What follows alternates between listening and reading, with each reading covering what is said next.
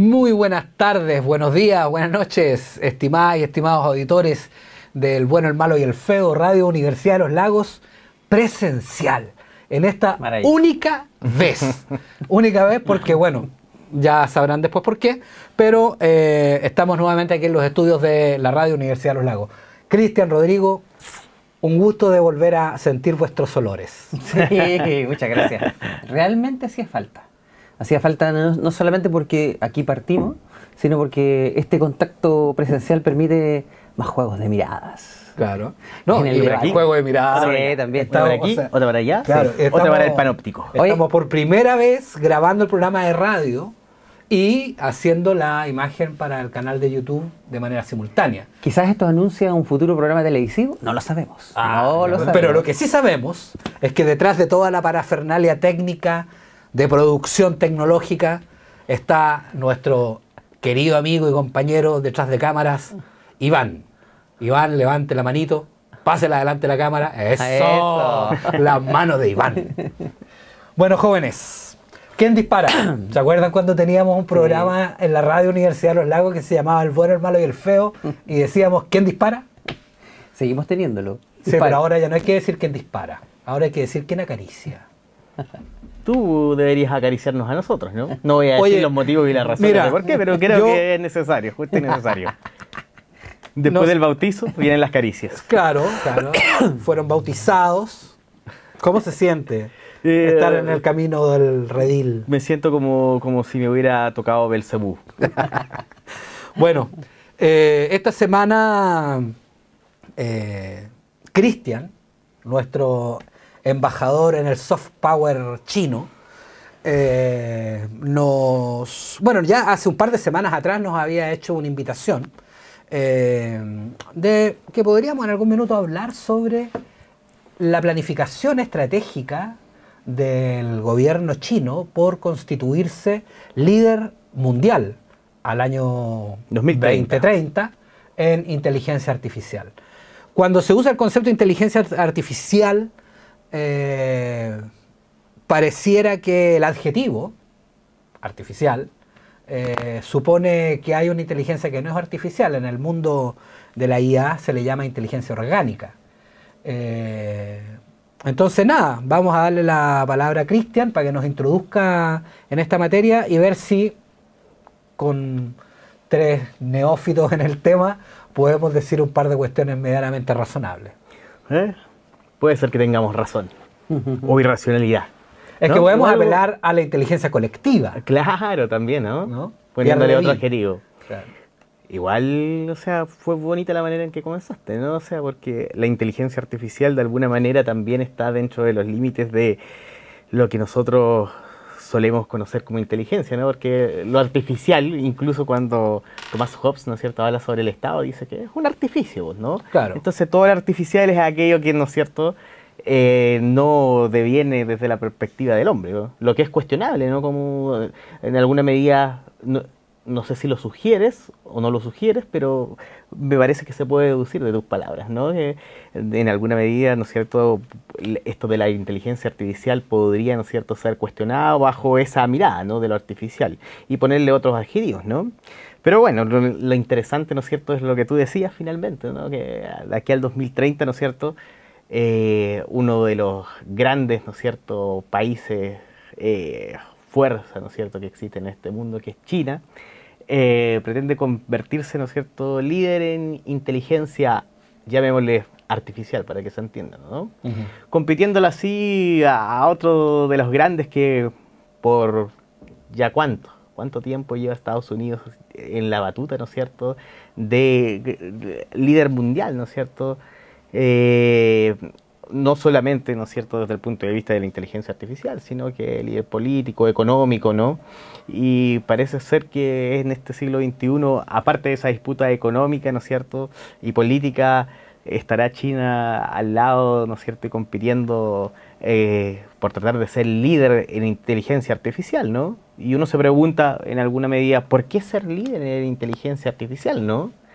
porque parece ser que en alguna medida el conocimiento científico y tecnológico define los parámetros de lo posible, ¿no? De lo posible, dando quizás un salto cualitativo a ser un líder político, económico y regional concreto, ¿no? O sea, porque el desarrollo de nuevas tecnologías siempre ha venido aparejado con, ¿no es cierto?, el desarrollo también y el dominio económico y tal vez político, ¿no? Está claro que existen diferencias notables entre... Y militar. Claro, y militar, obviamente. Entre China y Estados Unidos, ¿no? Existen diferencias notables, o sea... De hecho, la política internacional de los Estados Unidos, desde un tiempo, ¿no es cierto?, histórico, supuso la intervención, ¿no? China no tiene...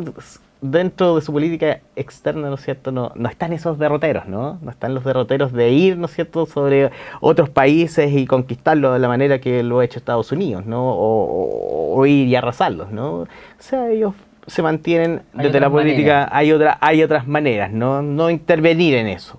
Pero yendo, ¿no es cierto?, al centro del asunto, parece ser que tener el conocimiento en en el siglo XX y el siglo XXI, ¿no es cierto?, tener el conocimiento tecnológico, ¿no es cierto?, político, y parece que en estos años la inteligencia artificial supone, ¿no es cierto?, un valor agregado para el país que pueda dominarlo, ¿no? Y es por eso que en Estados Unidos está Stanford, está Google, ¿no es cierto?, y hay otros, ¿no es cierto?, hay otras empresas de carácter oriental, de carácter chino, que están pujando por ser líderes en esa materia tecnológica, y debe ser por algo, ¿no? Debe ser por algo.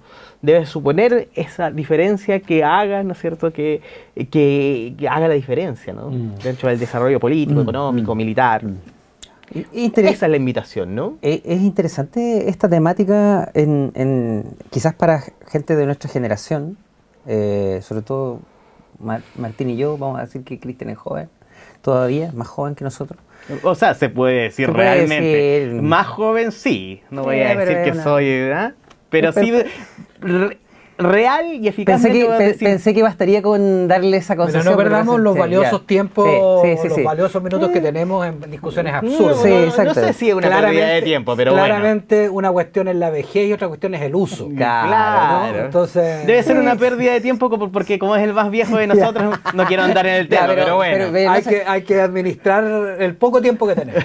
A propósito de inteligencia. Oye, yo tengo hartas cosas que debatir con Cristian respecto de su invitación. Así hay un planteamiento que creo que es interesante en este contexto en el que estamos viviendo hoy día, y lo digo en términos históricos porque el concepto de inteligencia artificial en la generación que vivió uno pensando en la propia niñez era como propia de un futuro distópico, ¿no? Como propia de un futuro que quizás a lo mejor incluso no veríamos, pero hoy día creo que incluso el tener el teléfono hoy día en nuestras manos representa una aplicación directa de lo que es la inteligencia artificial, que habitualmente ha tenido sus momentos de desarrollo significativo, diría yo, en el contexto de lo que representa la guerra, ¿no? O la guerra o un estado de algún modo de vigilancia especial. El día de ayer estaba mirando cómo China vuelve a recluirse por el aumento de casos de COVID, y me impresionó las imágenes de las calles vacías. Creo que era Shanghái. Shanghái me parecía, ¿no? Entonces hay un problema incluso de imposibilidad de acceder a repartidores, porque los repartidores también están recluidos en sus hogares, pero solo eso es posible en virtud de lo que nosotros ya conocemos de la aplicación de la inteligencia artificial para procesos de vigilancia que uno pudo conocer durante la pandemia, ¿no? Este tema de las cámaras con reconocimiento de reconocimiento facial, este tema de los puntos, este tema de las sanciones a través de mecanismos electrónicos que de algún modo permiten acceder a ciertos beneficios del Estado. Es interesante este aspecto, y pensando un poco en lo que representa hoy día, creo que, como toda tecnología, encierra un elemento positivo, pero también un peligro, diría nuestro filósofo, el filósofo Heidegger, ¿no?, en torno a la tecnología, ¿no? Todo desarrollo tecnológico encierra un beneficio, pero también un peligro, una amenaza hasta cierto punto. Creo que en ese sentido sí parece ser que estamos en una condición respecto que el proceso de desarrollo de este tipo de tecnología es imparable, inevitable. Creo que hoy día esta necesidad que de algún modo hay por el desarrollarla parece ser que también tiene que ver con la urgencia de ciertos problemas, pensaba yo. Pensemos nada más en lo que representa hoy día la escasez de recursos como el agua, que tanto afecta a nuestro país, que ya se están planificando cortes de agua en la zona central y que algunos señalaban de que la única posibilidad de gestionarlos bien es a través de mecanismos que no tienen control bajo la mano de un individuo, sino que tienen que usarse dispositivos tecnológicos como los de la inteligencia artificial. O sea, yo creo que también tiene algo de urgencia, ¿no? Y es interesante que esta disputa, de algún modo, no es simplemente por tener algo, sino es por tener el reconocimiento global y mundial de un poder que se necesita.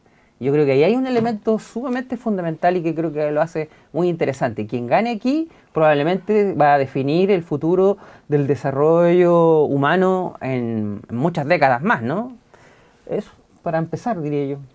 Sí, la invitación es potente para un grupo de personas que no son más que aficionados, lectores a ciertas cuestiones acá relacionadas al mundo tecnológico y probablemente también un poco usuarios, ¿no? O sea, creo que básicamente nuestra aproximación a la temática. Hay que recordar un poco la naturaleza del podcast. El bueno, el malo y el feo se erigió como alternativa de conversación en función de fenómenos culturales y fenómenos políticos. De alguna manera la idea era entrelazar en la conversación esas cuestiones y es en ese marco donde a mí me interesa reflexionar sobre esta invitación que nos hace Cristian a propósito de inteligencia artificial, pero más que inteligencia artificial, porque el énfasis que hace Cristian aquí es consecuencia de su proceso de aproximación a las artes orientales, al rol preponderante de China en la búsqueda del liderazgo mundial en esta materia. Hay varias cuestiones que me provoca a mí la discusión si es que nos colocamos en el centro de la conversación a China o colocamos en el centro de la discusión la inteligencia artificial.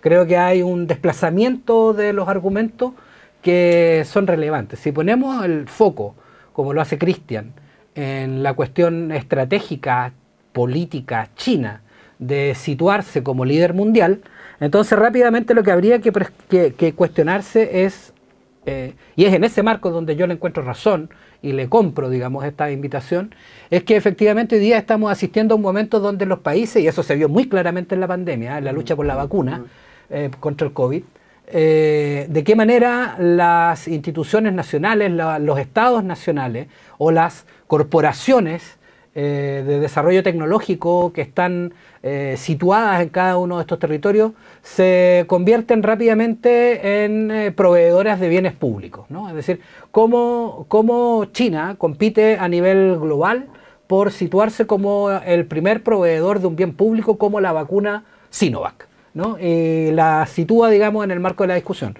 Pfizer hace más o menos lo mismo en las alianzas americano-europeas, digamos, como para poder situarse con la vacuna. Creo que la apuesta por poner la inteligencia artificial como caballito de batalla, digamos, respecto de algún desarrollo tecnológico, está en el marco justamente de situarse en el centro de la competencia por proveer bienes públicos globales, más que en una cuestión que tenga que ver estrictamente con la temática de la inteligencia artificial.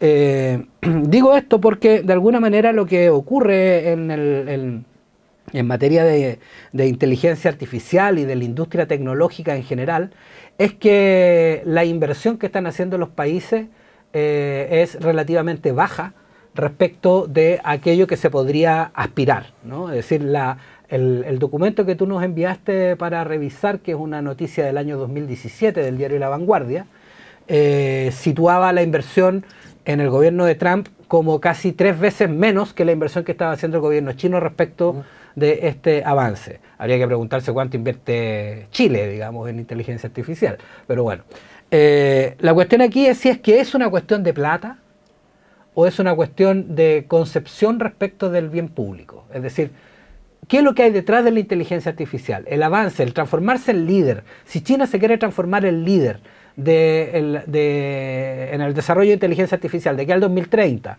¿responde a qué? ¿Responde a un interés por la inteligencia artificial per se? ¿O responde a un interés que tiene que ver justamente con la competencia por los bienes públicos globales? Y yo tengo la impresión de que va por ahí, porque un poco la estrategia, con esto cierro, es que el gobierno de China lo que estaba entendiendo por inteligencia artificial, en ese documento que nos compartió Cristian, es básicamente una posibilidad de poder intervenir en un campo amplio de la gestión humana. Es decir, estaba hablando de materias de seguridad, como tú relacionas, pero también en medicina, como también en el uso habitual y en la posibilidad de la domótica, es decir, de las casas inteligentes, el Internet de las cosas y una serie de elementos que permitan concatenar todos los objetos que hoy día podrían estar de alguna manera incidiendo en la posibilidad, digamos, del bienestar humano. Abre riesgos, evidentemente, pero yo creo que esa discusión de los riesgos o de los beneficios es una discusión distinta. Creo que la invitación que hace Cristian hoy día es más bien a colocar en cuestión los liderazgos nacionales detrás de estos esfuerzos, más que la temática propia de la inteligencia artificial. Porque ahí hay varias cosas. Aprovecho de recomendar un podcast muy interesante sobre inteligencia artificial que se llama CAPTCHA, que está en YouTube y tiene como 8 capítulos. Es una miniserie de más o menos 1 hora cada capítulo, donde abordan desde el año 2019 hasta el 21 más o menos, varios elementos que tienen que ver con esto del desarrollo de la inteligencia artificial. Es muy interesante. Vamos a verlo, ¿no? Vamos a verlo. Sí. Ojalá todos puedan de hecho, verlo, ¿no? Ojalá lo podrías colocar en Voy a poner el link. El segundo link, sí. capítulo, por ejemplo, uno de los invitados es un profe de filosofía. Y que es bien interesante porque lo que él hace es básicamente restarle relevancia a toda la discusión del riesgo que hay detrás del desarrollo de estas cuestiones. Es decir, el ejemplo emblemático que ponen ahí es el tema de los vehículos autónomos, ¿no? Que hoy día ya existen en el mercado. Vehículos inteligentes que supuestamente van a disminuir radicalmente las posibilidades de accidentes. La cuestión es los dilemas éticos a los que esta cuestión nos convoca. Es decir, no, porque hay que incorporarlo. O sea, cuando el auto tenga que decidir si lanzarte al barranco, que es la única opción, o atropellar a la persona que está enfrente, ¿qué va a decidir? Tiene que decidir. Claro, según la ley de Asimov, no debería, la primera ley de Asimov, que dice que el robot, en este caso la inteligencia artificial, tiene como primera misión no agredir al ser humano. No podría hacer nada. Claro, pero entonces, ¿para qué me compro un auto si frente a una decisión numérica me va...? Que ahí está el tema yo creo que no es posible desestimar o desentenderse de este tema de la geopolítica metida con el tema del riesgo, porque finalmente la geopolítica está asociada a la gestión del riesgo que hay ahí, del propio potencial de esto. De hecho, hace unos días atrás había un documental, yo lamentablemente no tengo la referencia directa, pero no la recuerdo en este momento, que señalaba justamente que hoy día hay toda una disputa en torno al tema de el control de armas, el control de las armas que funcionan con inteligencia artificial, en términos de su operación autónoma. Ese es es decir, su capacidad de aprender. No, su capacidad de manejarse por sí solas, exclusivamente solas. Porque tú las programas, las liberas y en virtud de ese programa ellas funcionan. Entonces hay toda una discusión a nivel también global, Naciones Unidas, respecto de cómo vamos a, qué acuerdo vamos a tomar en relación a eso. Decía la persona que era una experta de una universidad norteamericana en torno justamente a este tema, porque un poco con bastante brecha de diferencia, pero es la misma situación en torno a lo que tú señalabas. El auto autónomo, ¿qué decide frente a un riesgo como el que tú señalas? O sea, es un ejemplo que ponen en el CAPTCHA. No, pero me refiero que es válido porque tiene que ver con esto. Yo creo Claro, que la respuesta que daba el filósofo, que no recuerdo su nombre, era que lo que hay que hacer es que en algunas ocasiones hay que desarrollar autos más tontos, digamos. Es decir, que efectivamente frente a una situación, frente a una situación de dilema ético, no sea el auto quien resuelva. bueno, es lo mismo que pasa con el tema de las armas autónomas, que justamente el tema es autonomía total. No, eso decía la persona que estaba hablando en la entrevista que le hacían. No, armas autónomas por sí solas, con inteligencia artificial pura, no. Vamos a hacer un cierre de la primera parte de la conversación, invitando a Cristian a que así como nos convocó a hablar sobre inteligencia artificial en el marco de la planificación estratégica china, invítenos a un tema musical para darle la señal al colega Iván para que pueda hacer la programación ahí. Hoy día, para que el tema no tenga absolutamente nada que ver con el tema, el tema con el tema, vamos a escuchar una canción bolero que me gusta simplemente, ¿no? A ver. ¿No? ¿Es Queen? ¿Killer Queen? No, no es Killer Queen. ¿Killer Queen? ¿Killer Queen? ¿Se acuerdan de? Ah, sí, sí, Es sí. Killer Queen. ¿Sepo? ¿De Queen? Sí, de Queen. Killer Queen me parece que sea. Ya, Sí. listo. Démosle. Ahí estamos. Iván, 2 segundos para que usted pueda ahí meter el tema. 1, 2. Ya, vamos a escuchar entonces, en la primera parte estuvimos discutiendo sobre la invitación que nos había hecho Cristian a propósito de inteligencia artificial en el marco de la planificación estratégica de China, y habíamos estado lanzando un par de argumentos sobre qué tan viable es discutir de esta cuestión y cuáles serían las aristas que habría que tener en consideración. Aristas políticas, aristas éticas, aristas económicas, en fin. Cristian, ¿qué te pasa con los aportes que estamos haciendo en esta conversación? ¿Responden al interés que tenías de que habláramos de esta cuestión? ¿O en realidad dejamos el programa hasta acá y te agradecemos? De hecho, deberían pararse, por favor, e irse. Ya que... Iván, ok. por favor, ven a reemplazarlos porque no... No es posible. No es posible. No, la verdad es que una discusión de por sí de la inteligencia artificial me parece... sería interesante desde el punto de vista, ¿no es cierto?, intelectual, ¿no? Pero me parece que las variantes, ¿no es cierto?, que son políticas, históricas, sociales, ¿no es cierto?, incluso el tema de la bioética me deja un poco a mí ya medio como... No me agradan tanto, ¿no? Porque me parece que con lo que ocurre con la inteligencia artificial, ¿no es cierto?, sucederá y simplemente ya...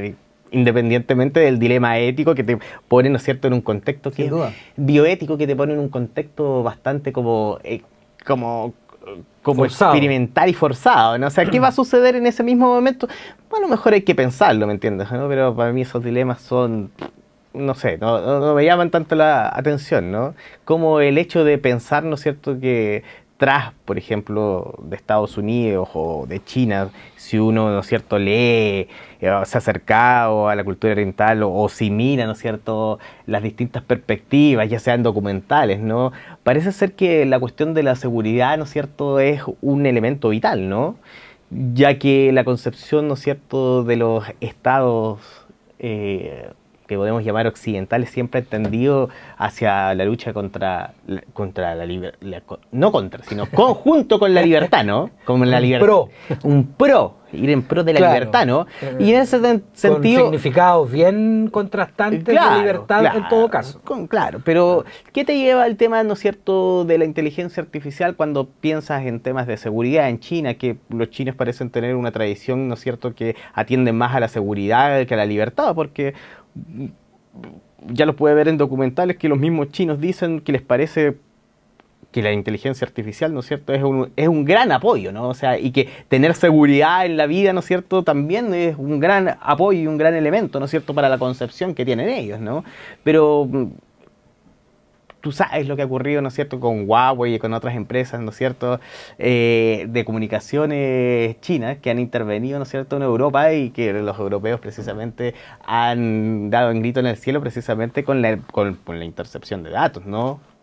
Porque van recabando datos acerca de la población, ¿no es cierto?, y eso es algo que dentro de una cultura occidental, ¿no es cierto?, no está no es una concepción agradable, ¿no es cierto?, para el sujeto occidental. En ese sentido, ¿no es cierto?, cuando estamos posicionando dentro de una lucha que puede ser geopolítica, también, ¿no es cierto?, estamos dentro de una lucha que puede posicionar, como dijiste tú pomposamente, creo que al finalizar tu primera intervención, que puede posicionar pomposamente, ¿no? Pomposamente, con pompos. Con pompos, que puede terminar... ¿Eso es una crítica a lo que estoy diciendo? No tanto, no te lo tomes todo como crítica. Si yo te quiero, ¿no? Que te haya pedido que te vaya. Un alardeo, así. Sí, pero que puede terminar también, o sea, en un futuro, ¿no es cierto?, de grandes tiempos, ¿no? O sea, en un predominio, ¿no es cierto?, político, pero también por la interpretación de la historia, ¿no? Que también eso es fuerte, ¿no? Y también de las lógicas, ¿no es cierto?, que tienen de entender al sujeto, como tú mismo dijiste, esta libertad, ¿no? Quiero saber cómo ahora se está discutiendo a propósito, ¿no es cierto?, de los retiros, ¿no? Es que es mi plata. Parece que es la libertad de elegir lo que está en juego, ¿no? Y yo no sé si desde la perspectiva china, ¿no es cierto?, lo que está en juego precisamente es la libertad, es la seguridad. Pero de esto, ¿no es cierto?, se saca, ¿no es cierto? Lo que pasa es que igual el tema de la seguridad, ya que pones ahí en el centro de la cuestión... Eso me suena como un poco al logo, esa idea de... La seguridad me suena un poco a esta idea también de algunos filósofos anglosajones, del liberalismo, que de algún modo señalaban justamente esta idea de que la sociedad es justamente este elemento que nos humaniza, ¿no?, frente a nuestra condición natural, que de algún modo el Leviatán. Exactamente, que es justamente la idea a la que me resuena un poco la idea de la seguridad por sobre la libertad, por ejemplo. Claro, lo que pasa es que ahí aparece la trampa también de que el supuesto acuerdo multilateral, multihumano, no sé, o transhumano, no sé cómo llamarle, pero suponer que hay un acuerdo explícito y nítido respecto de qué es seguridad o seguridad para quién, es una cuestión también muy relativa, ¿no? Es decir, sí, desde luego. Creo que... Es tan relativa como posicionarte desde la perspectiva, que es la libertad, ¿no? Porque son conceptos muy grandes, ¿no? Pero la cuestión tiene que ver, por eso te digo, ahí si nos ponemos desde la perspectiva de la libertad y analizar los conceptos, ok. Pero hay dos potencias, ¿no es cierto?, que pujan hoy, ¿no es cierto?, por llevar la batuta, y eso significa que en términos prácticos, ¿me entiendes? Ahora, ¿no?, poder posicionar una cierta mirada o una cierta práctica, ¿no? Porque ahora en Chile lo que sucede son, ¿no es cierto?, las prácticas digitales que precisamente recaban datos a propósito de toda la población, que es lo que no acepta la población occidental, pero dale, igualmente una preocupación por la seguridad, pues, o sea, cuando Estados Unidos... Es que todo puede ser seguridad, dependiendo del énfasis que dé. A mí lo que de alguna manera no logra convencerme del argumento que coloca el diario La Vanguardia, que es el que nos envías ahí a propósito del plan estratégico chino al año 2030, es que es una cuestión tal vez geopolítica mayor, en el sentido de qué preponderancia tiene el Estado-Nación hoy día. Es decir, suponer que efectivamente esta puja por la preeminencia de una nación respecto de otra nación, me parece igual una discusión un poco media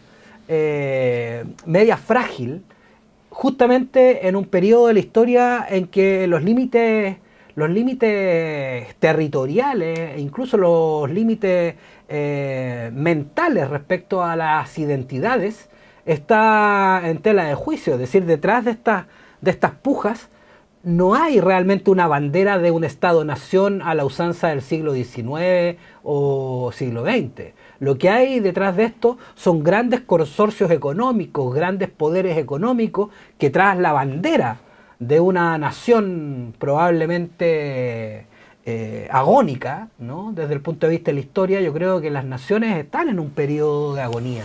Y en ese sentido no estoy tan seguro si lo relevante aquí es colocar el énfasis en la palabra chino más que en la palabra inteligencia artificial. Yo creo que cobra cierto sentido. O sea, te doy la mitad del argumento, ¿no? Porque me recuerdo que tú Dame un 50 más 1 y cerramos trato, mijo. Está bien, mijo. 50 más 1 cerramos trato.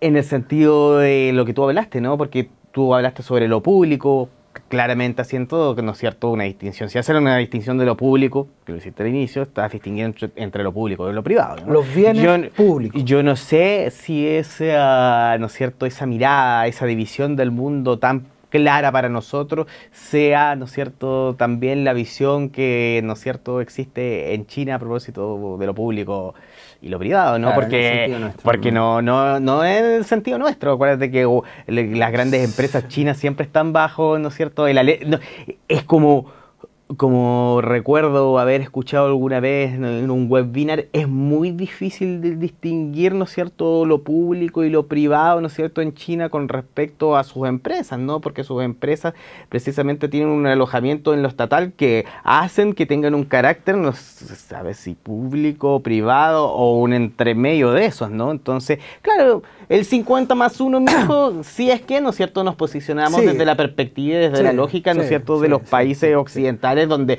¿no es cierto?, sabemos que este entramado y las soberanías nacionales están, ¿no es cierto?, no son gobiernos corporativos como los de Occidente, pues, está claro. Claro, entonces, no hay un 50+1, creo yo. Porque yo creo que China podría tener incluso el 30% o el 10% de una empresa y la controla igual.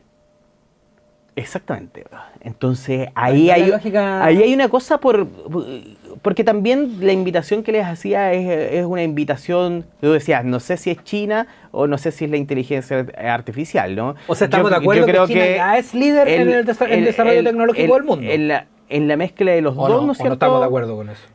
Yo creo que es una cuestión que está por dirimirse, ¿no? Todavía está por dirimirse, ¿no? O sea, está por dirimirse el primer lugar, quizá. Y el primer lugar, cuando esté absolutamente nítido, va a ser de una fragilidad hasta cuando se haga la próxima medición, ¿no? Es decir, digo, ya es líder mundial. Ya lo es, ¿no? O sea, lo que se está compitiendo hoy día, o en este periódico que tú nos compartías, lo que se está compitiendo es básicamente si es que está o no está en el primer lugar respecto de Estados Unidos, si le gana a Estados Unidos o no. Pero de que es un líder mundial, es un líder mundial. No, o sea, claro, está claro. Pero esa cuestión cuantitativa creo que no es tan relevante como la cuestión cualitativa, ¿no? Que tiene que ver... O sea, hablando de China, lo cuantitativo es central. Estamos hablando de 1/3 de la población del mundo. Sí, claro, no, pero eso se torna en un tema, ¿no es cierto?, cualitativo, cuando tú dices 1/3 de la población del mundo, lo enfrentas con una mirada, ¿no es cierto?, que también, ¿no es cierto?, sobre el mundo, que es distinta, con ciertas prácticas que son distintas en su población, sobre quizás la mirada de la caída de ciertos países occidentales que han sido líderes y ¿qué no significa, si no, te lo digo de esta manera, el predominio, ¿no es cierto?, de la inteligencia artificial en los próximos años, que quizás posicionarnos desde la perspectiva de la seguridad y tal vez suprimir aquellas legalidades, ¿no es cierto?, que existen en ciertos países occidentales para la entrada de un paradigma, ¿no es cierto?, de la seguridad entendida, ¿no es cierto?, como acuerdo global, dices tú. Claro, ¿por qué no? Claro, si siempre te voy a poner el mismo ejemplo o te voy a dar la misma respuesta que daba el filósofo este que no me acuerdo, Santiago Castellón, creo que se llama, bueno, no me acuerdo el nombre, pero ahí se los voy a poner al final del podcast en YouTube, en el canal de YouTube. La misma respuesta, es decir, el mundo no ha sido capaz de ponerse de acuerdo en el modo en que se enchufan los aparatos a la red eléctrica y se van a poner de acuerdo en materias tan sensibles como la seguridad global. Es decir, que todo el mundo esté funcionando bajo la misma lógica.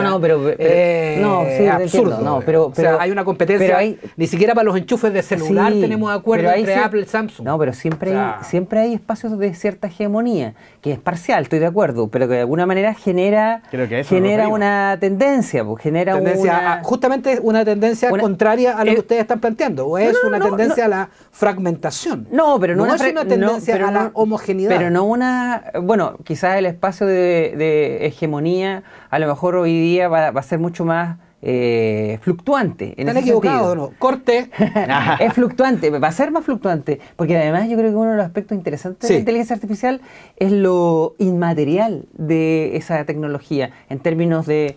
No entiendo yo, obviamente, que la infraestructura es física, son servidores, son computadores, son aparatos, en definitiva. Pero la presencia en la cultura... también. pero la presencia de ese tipo de tecnología en nuestras vidas no llega de la misma manera en que aparece el aparato que tú tienes aquí encima de tu mesa, un cuaderno o un libro, ¿no?